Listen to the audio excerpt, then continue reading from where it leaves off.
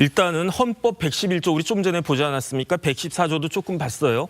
111조가 114조하고 달리 규정한 이유가 있는 겁니다. 그건 뭐냐면은 선출됐다고 해서 무조건적으로 임명하라 이런 취지가 아니란 이야기잖아요. 쉽게 말하면은 대통령의 임명권은 실질적 임명권이지 형식적 임명권이 아니란 말이에요. 그다음에 여기엔 나와 있지 않지만 제가 봤을 때 헌법재판관 임명하고 제일 유사한 법률이 어떤 법률이냐?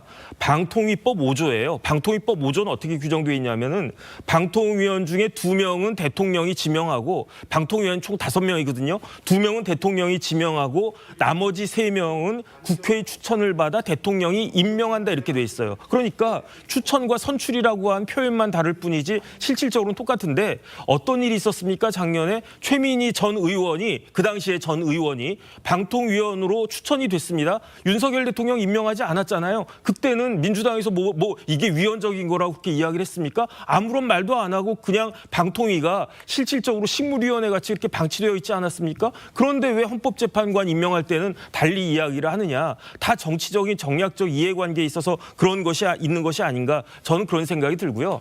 그다음에 법이든 계약이든 제일 중요한 건 뭐냐면 만약에 그 조항을 따르지 않았을 때 어떤 페널티 조항이 있느냐 그게 제일 중요한 거거든요. 그런데 대통령이 이렇게 임명하지 않고 있었을 때 여기에 대한 페널티 조항이 없습니다. 그렇죠. 그다음에 더 중요한 건 뭐냐면 헌법재판소가 구성이 되려고 하면 어떻게 해야 됩니까? 국회가 선출을 해야 된단 말이에요. 예. 국회한테는 선출권도 있지만 선출해야 될 의무도 있지 않았습니까? 그런데 선출 의무 방기하고 있었잖아요. 그런데 거기에 대해서 우리가 뭐 할 수 있는 게 있었습니까? 자기들이 선출 의무 그 방기한 거는 다 까먹고 이제 와서 대통령한테 어떤 특정한 사람 그것도 문제가 있다라고 생각되는 사람에 대해서 이렇게 계속 푸시한다라고 하는 것은 그야말로 어불성설 아닌가 싶습니다. 자.